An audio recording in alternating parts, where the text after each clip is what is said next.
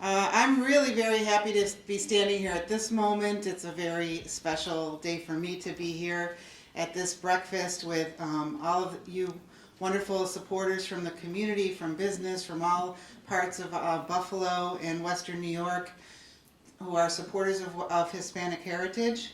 And it's a special day for me because I have the pleasure of introducing my brother, Juan Alsace, Consul General of the United States in Toronto, Canada. And if you turn to page 5 in your booklet, you'll be able to read his biography and all of his accomplishments, which are lengthy. I'm not going to read them to you. You'll have the pleasure of reading them yourself. But some of the things that it doesn't say in there about my brother Juan, that he loved comic books as a boy. He loved to read, and he's an expert on the Civil War. He loves Kaufman's pound cake. Ask him about his business. And he loves football, and he loves beef on weck. Actually, that's part of his email address. He loves to travel, and because of his work in the Foreign Service, I've been able to travel to some wonderful places. He's had the pleasure of being stationed at places like Istanbul, Turkey, and Barcelona, Spain, and I've been able to travel thanks to visit him in those wonderful places. But he's also been in some hardship places that were dangerous, and he served our country in Karachi, Pakistan. And not all that long ago, he spent an entire year in a mobile housing unit south of Baghdad in Iraq, and put his life in danger to try to build relations with Iraqis on behalf of our nation. And Foreign Service officers work all over the world on behalf of the United States and often don't get a lot of recognition.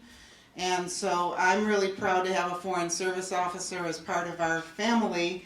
And I know that one of Juan's greatest wishes is to encourage young people to consider Foreign Service as a career and to learn more about how they can do that. And we'd love to see more Latinos youngsters pursuing Foreign Service as a career. It's really rewarding and of a great benefit to our country. Juan is also a wonderful son to my parents, my father Juan deceased, and my mother who's here, Ramona. He's a wonderful father to my niece and nephew, Renee and John, who weren't able to be here. He did our family a great favor by marrying our wonderful sister, Nancy Happel Alsace, and she's here with him. He's a fantastic brother to me and my brother Ralph, and to my sister, who also is long deceased, but who we remember, and a wonderful uncle to my children and my brother's children. So a family man, a statesman, and just an all-around wonderful guy. I'm proud to announce my brother Juan Alsace.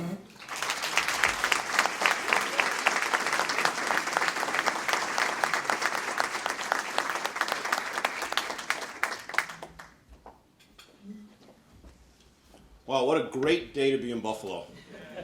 And listening to my sister there, we didn't have that kind of thing when we were young. There was a few things that we might have said to each other.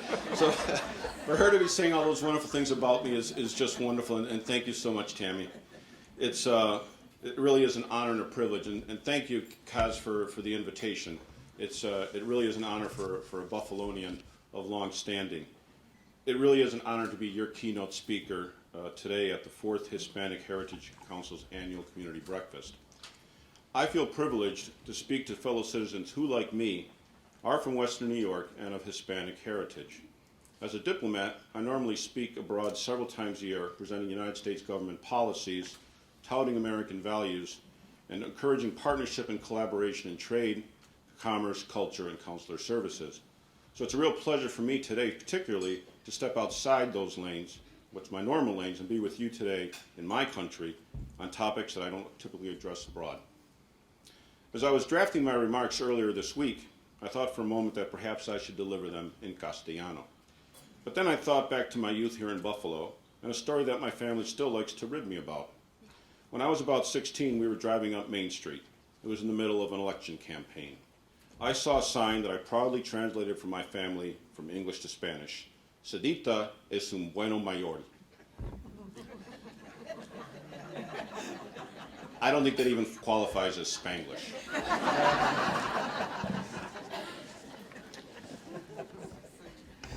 But it does point to an underlying message about people who are first-generation Americans, as I am, and assimilation and immigration into America. And that's the principal theme that I want to address and discuss this morning, both from my personal experience growing up in Buffalo and also in a larger context. Now, my Castellano is in fact a little bit better now than it was 40 years ago, thanks to my diplomatic postings in Ecuador, the Dominican Republic, Spain, and Chile, amongst others. But I will continue in English if for no other reason that my mom and my sister are still correcting my Spanish. And they're sitting there in the front row, Doña Juan A Alsace and my sister, Doctora Tamara Alsace. And I'm so... I always do this to myself. And I'm so proud to be speaking here in front of them. Also present is my wife Nancy of 36 years. My brother Rafael wanted to be here, but he's working in Ohio. And my dad, Juan A, died a little over 2 years ago, and I sure wish you were here to see this.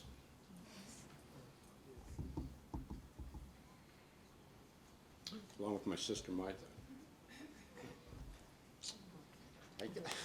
I'm almost like, sometimes I'm almost like John Boehner, you know. She was a lawyer, she was brilliant, dedicated to serving those less fortunate, and I wish she was here. Okay, that is, I almost find this sort of a fantastical aspect to me by being here with you today, even more so when I spoke a couple of months ago at the Buffalo Club. That event seemed more official. I talked about visas and business opportunities and policy issues, and this feels more like home, like family. A son come home to the city that helped define him. In the 10 months that I've been in Toronto, I've often run across reminders of my youth. When I was up in Niagara Falls on Niagara on the Lake at a conference recently, I heard WKBW on the TV. Thought, you know, Irv Weinstein, long gone. Radio, hearing commercials for Transit Town Dodge, seeing again sort of the regular coverage of my beloved, but still losing, Bills and Sabres. It's really hard to be a Bills fan. You know, when I was in Pakistan, it was 1990, and I was in, you know, back then before the internet, I was sitting there, and it's a 12-hour time difference, and I'm sitting there waiting to hear the news about the Bills, and then to hear that 20-19 loss, and you know, wide right, it's just been hard. It's been hard. But I've also had a chance lately to reacquaint with old friends from the high school I went up to in Niagara Falls. So for me, it's kind of a time warp. You know, for a working class Buffalo kid who grew up on the west side and then the north side, finds himself in a position he could not have imagined then. United States Consul General in Toronto, you know, one of the world's great cities. It reflects, I believe, on the promise of a nation built on an ideal. And that ideal is founded on immigration and the process of becoming an American. It is an issue of some political sensitivity today, and I will stay away from that aspect of it, as indeed I must as a federal worker, and also to keep my job. But I can talk about what immigration meant for me, because my family is a pretty good example of how it should work. My mother and father arrived in the United States from the Dominican Republic in 1954, like millions before and millions after, in search of a better life for themselves and their children. My mom had to come first, leaving behind her baby daughter, and you know how hard that would have been for a Latina mom. And then my dad a year later. After a couple of years in New York City, they came to Buffalo early in 1958 on the promise of finding work. My mom's brother, my uncle, had come to Buffalo and said, hey, come here, there's work. And so, while neither of them spoke much English, and though they were very well read, poetry was always recited by my father and my mother to us when we were kids. They didn't have much of a formal education. So with a growing family, my dad took jobs as laborers, eventually settling in at Kaufman's Bakery, where he worked for nearly 30 years, rising to head foreman. And when I say worked, I mean worked. I still remember him showing me in a July one of his pay stubs. He'd put in 100 hours that week, the work of 2.5 men. And he would relate stories to me sometimes of standing at a bus stop in the dead of a Buffalo winter, and this guy was a Dominican dandy, at 2 a.m. in order to get to work to feed his family.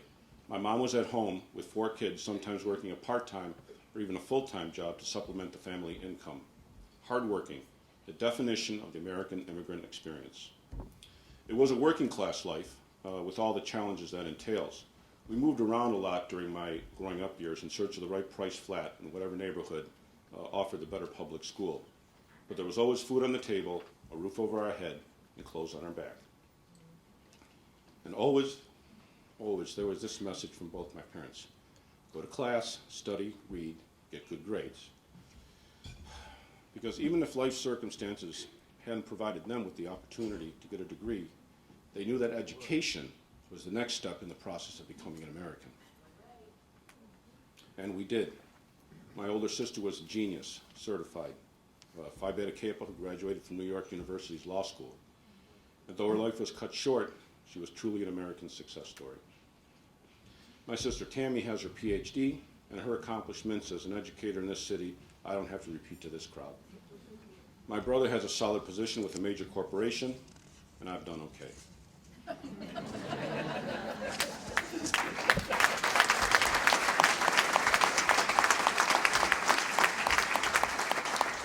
We all accomplished this in the city of Buffalo, a city that when my parents arrived had very few Latinos. There were some Puerto Ricans and Cubans, but pretty much the only other Dominicans were the Perez family.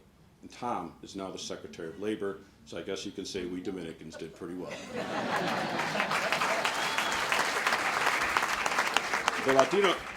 The Latino community was concentrated on the west side, and I remember going to the Puerto Rican club with my parents, basically to watch them dance the merengue, a skill I never mastered.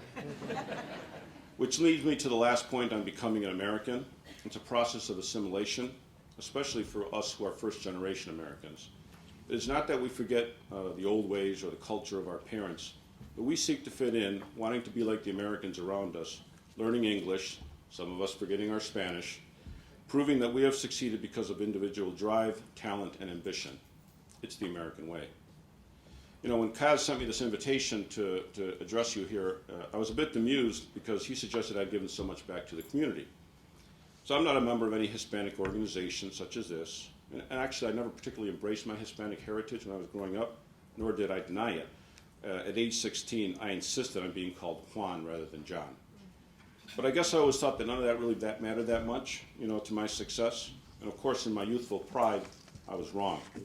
Because my success was built on the backs of Latinos who had gone before, like my mother and father, and many others, some of whom I will talk about this morning.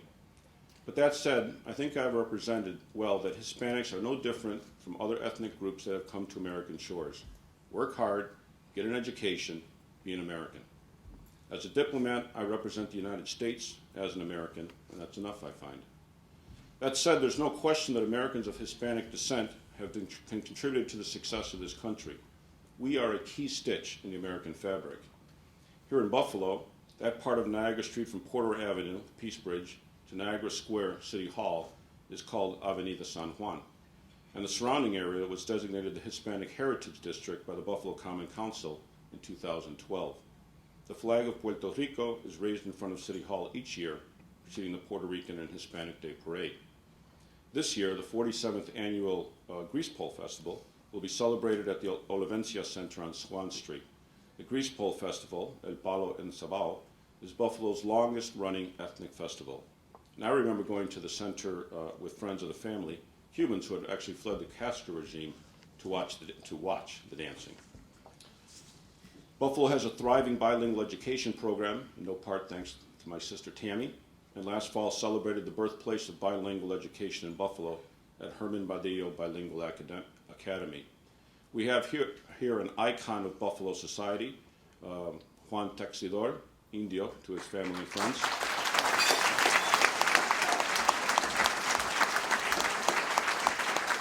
And his program, Ecos Borincanos, was a listening staple in our home and in homes I imagine many of you here as well.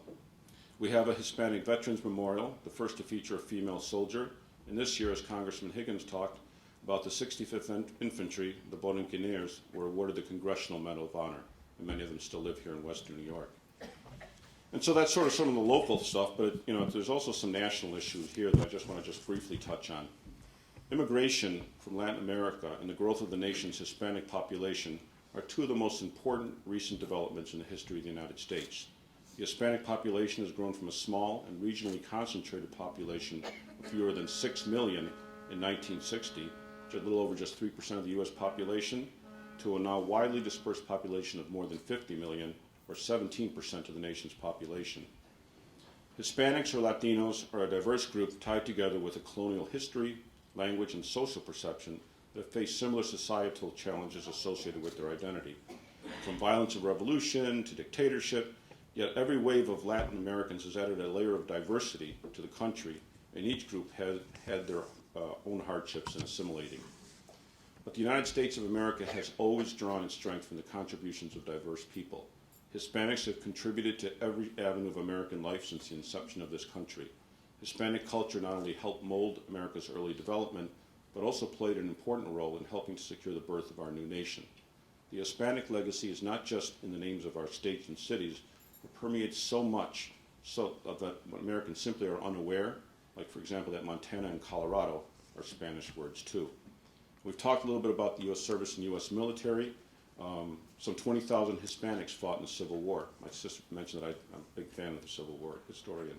Some serving in the 1st Florida Cavalry, others serving in Union forces in Connecticut, New York, and Massachusetts. Some trace their ancestry to explorers who settled in North America generations ahead of the English. More than 18,000 Puerto Ricans served in the military during World War I. One soldier, Private Marcelino Serna, received 2 Purple Hearts for wounds received while capturing 24 German soldiers single-handedly. Serna became the first Latino soldier to receive the Distinguished Service Cross. Hispanics, as you are also probably aware, also galvanized social movements in the United States. Dr. Hector P. Garcia fought peacefully for the dismantling of segregation signs, racism, and discrimination in many Mexican-American communities in the Great Southwest in the 40s and 50s. He served as a role model for many Americans, from creating the Mexican-American GI Forum in 1948 to his appointment as United States Ambassador to the United Nations. Civil rights activists and labor leaders such as Cesar Chavez, Dolores Huerta coined the term "Si se puede" in 1972 during the farm workers' strike.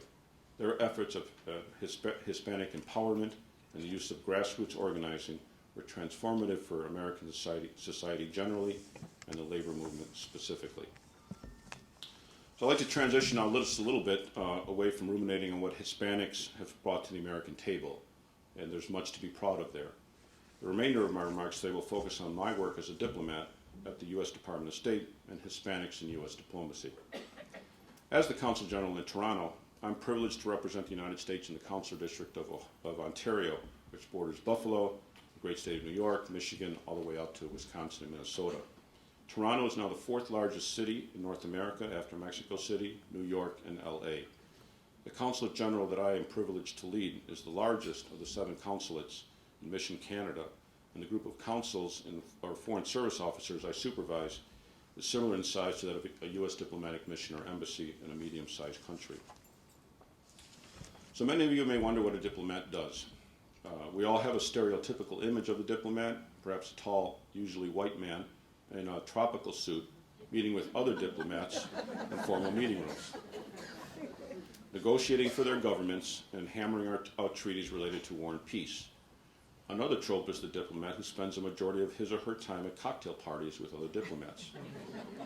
Strike pants. And I actually do a fair amount of that. But it's usually in the evening. It's actually a lot of work. But as a diplomat, I know that I have a clear mission: to carry out the foreign policy of the President of the United States and to represent the political and economic interests of the United States around the world. Diplomats do meet with foreign governments with which we have diplomatic relations to discuss bilateral issues between the United States and host countries, seeking cooperation that fosters greater trade opportunities and gains support in international arenas. But our interactions with representatives from other countries are only part of the picture. We have, first and foremost, and this is really the reason I have a consulate in Toronto, while we have diplomatic missions around the world generally, because Congress funds these things, and our primary responsibility is to protect the lives and interests of American citizens abroad and to strengthen the security of United States borders through the vigilant adjudication of visas and passports. And I've got a terrific team in Toronto doing just that. We are the U.S. government's eyes and ears in a foreign country, developing relations that will allow us to achieve our policy goals. As one of the State Department's tools, Diplomacy 101, which is an interactive website on American diplomacy, explains, quote, The great majority of diplomatic activity involves personal contact work, interacting and meeting with officials and citizens of a host country, getting to know them and their perspectives while representing the policies, values, and culture of the United States. Most of their work involves meeting with members and institutions of the business community, non-governmental organizations, and civil society, as well as the media, academia, and the artistic world to create links to common ideals and actions, end quote. And certainly that defines my work in my 30 years in the Foreign Service. When I was a young officer in Quito, I was the one that the embassy sent to talk to student organizations about their perspectives on Ecuadorian national political developments. And I also traveled to about 19 of the 20 provinces in Quito during that in Ecuador during that presidential election. As a result of my efforts, part of my efforts, we had some officers doing stuff as well. We got the call right on what the elections were. We were within 5,000 votes of a multi-million vote election. In Karachi, Pakistan, I spoke with a rape victim and worked to get in rural Sindh province, and worked to get her story told and to get needed social services in a culture and a time where that was very difficult. In Barcelona, I explained and defended to journalism students who were borderline hostile to U.S. policies. I still remember sweating that baby out, looking for the doorway, on issues such as the Iraq War or the death penalty in some U.S. states. In Toronto, I'm focused on working with provincial authorities, business, and indigenous groups to address access to potable water on First Nations reserves. I've been there, as I mentioned, about 10 months. A couple months, 3 months into my posting, I saw the Toronto Star had a story that said that in Northern Ontario, First Nations reserves, the equivalent of Native American reservations, do not have access to potable water. Some of them have been boiling water since 1995. I thought to myself, in this day and age, that's something that's just not acceptable.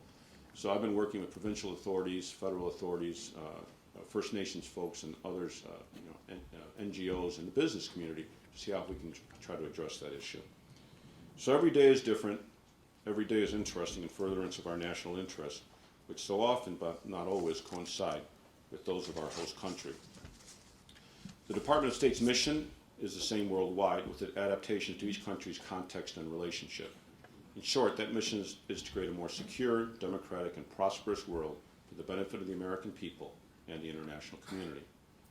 My consulate in our embassy in Ottawa, we have 7 consulates spread out throughout Canada, is under the purview of the Department of State's Bureau of Western Hemisphere Affairs. The Bureau's priorities throughout the region are fourfold. And first, to encourage accountable, transparent democratic governance, to protect citizen safety, to expand economic opportunity and sustainable economic development, and to ensure a clean and secure energy future for the citizens of our hemisphere. We have a compelling national security interest in the success of stable, secure, prosperous, democratic societies throughout the Americas, and an effective partnership with them in support of our highest global priorities. Those 4 main pillars that I just mentioned in the Americas represent the keys to building those partnerships and capitalizing on those opportunities. It's remarkable to see how U.S. relations with the countries of the hemisphere are increasingly characterized by mature partnerships and shared values and interests. Certainly in our relationship with Canada, our closest neighbor and valued ally, we enjoy a partnership in which the opportunities far outnumber the challenges. The ties that we develop now will help shape our future success and prosperity, and will have a multiplier effect throughout the hemisphere and around the world. President Obama's signature educational exchange initiative, 100,000 strong in the Americas, is all about expanding those ties. The goal is to have 100,000 students from the United States studying elsewhere in the hemisphere, from Canada to Argentina every year, and 100,000 students from the region studying in the United States every year. Universities in the United States and other countries of the hemisphere, including Canada, are partnering with the support of private sector donors to create more opportunities for international study. We'd certainly like to see more American students looking north to Canada and the first-class educational opportunities there, just as we encourage outstanding Canadian students to look to the United States for their higher education. And there's always that chance that international study will lead some of those talented young people to a career in foreign affairs. To become a diplomat, candidates go through the Foreign Service selection process, which is very rigorous and includes separate written and oral exams, then security and medical clearances and suitability reviews. When the Foreign Service evaluates candidates, we assess for knowledge, intelligence, and skills like judgment, integrity, resourcefulness, resilience, and written communication and interpersonal skills.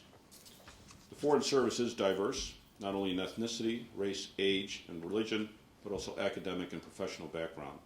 There are 5 professional areas for commissioned Foreign Service officers: consular, economic, management, political, which is what I am, and public diplomacy work. There are also 19 professional areas for Foreign Service specialists, from diplomatic security agents to medical doctors, nurse practitioners like my beautiful wife Nancy, to information technology managers. Unfortunately, traditionally, Hispanics have been underrepresented within our Foreign Service. In 1961, Hispanics began to be recruited into the Department of State through the Latin America-focused Alliance for Progress started by President John F. Kennedy. Hispanics were hired through multiple avenues at the entry levels of the Foreign Service, through mid-career appointments, and via the assignment of talented non-career ambassadors. That said, we still have a very low number of Hispanic career Foreign Service officers moving to the top ranks of the Department of State. One exception was a mentor to me, Bob Manzanares, of Mexican-American background, but he has since retired. U.S. diplomacy has been aided over the years by White House appointments of a number of outstanding non-career Hispanic professionals to ambassadorial assignments. That would be among them Bill Richardson to the United Nations, Edward Romero, ambassador to Spain, and Esteban Torres to UNESCO. Our current Director General of the Foreign Service, and that position is responsible for hiring and training of all of our diplomats, Arnold Chacon, has established a strong commitment to encouraging more people of Latino background to join the Foreign Service Corps. The current administration has also worked to increase the number of Hispanics in the federal workforce, which is now 17% of the total U.S. population, and to promote and create opportunities for advancement of Hispanics who are already in the federal workforce. The Department of State continues to work on increasing diversity and double hiring in the past 10 years for Hispanics and African Americans. Currently, Hispanics comprise about 7% of Foreign Service specialists and 5% of Foreign Service generalists and civil service employees. As you can see, that's pretty lagging behind the 17% of the total population. But the Bureau of Human Resources within the department also has diplomats in residence, sending out to college campuses throughout the United States to engage directly with the diverse student population, mentoring them and encouraging them to consider a career in diplomacy. So after I speak today, I hope that you will encourage others within your communities to consider joining the Foreign Service or exploring other public service careers. If you're interested in the U.S. State Department, and I hope you will, I encourage you to look at careers.state.gov for more information on our requirements, testing, and different specialist and generalist career tracks.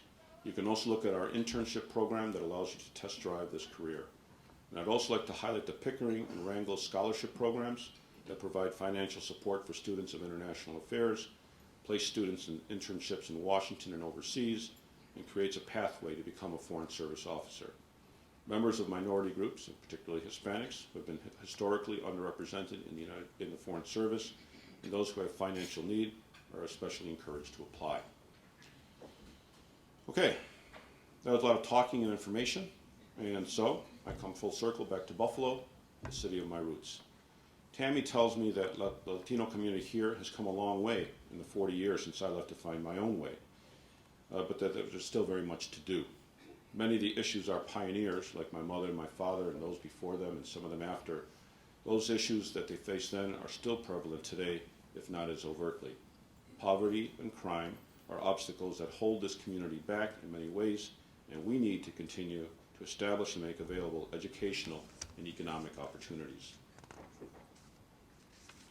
The Department of State, like all of America, must acknowledge and respect the contributions of Hispanics and all ethnic minority groups in every aspect of our society. Our diversity, our history of immigration, these are the foundations of our country's economic, political, and social cultural power. And we have made some progress. I like to think that that progress is consistent with what is written in our Constitution, that we as Americans seek always to strive towards a more perfect union. Thank you. It's a pleasure to speak to you today.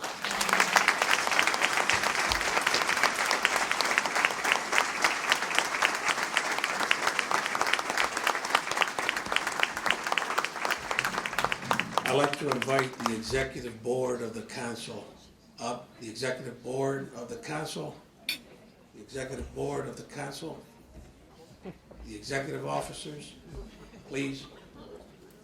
While they're making their way up, Juan, we want to tell you that on behalf of our organization, and I'm sure of our community, we're very proud of you. You're a product of our community that makes us very proud, not only in our city, but our nation.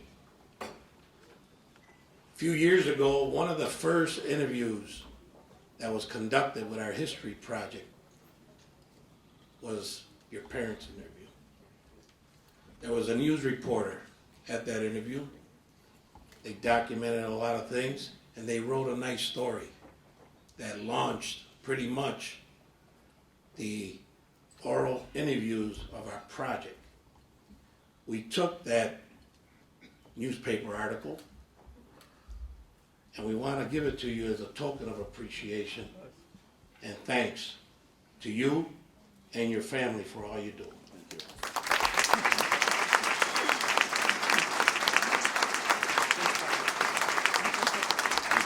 We hope that it hangs very well, proudly on your office wall. It's going up there today. Because we treasure it. Thank It's you. his mother, his father, our historian, Stephanie Buccolo. This interview was conducted at the High Point Nursing Center and is very prominent. And we cherish it, and we hope you cherish it. Thank you so much. Thank you. Thank you. Thank you.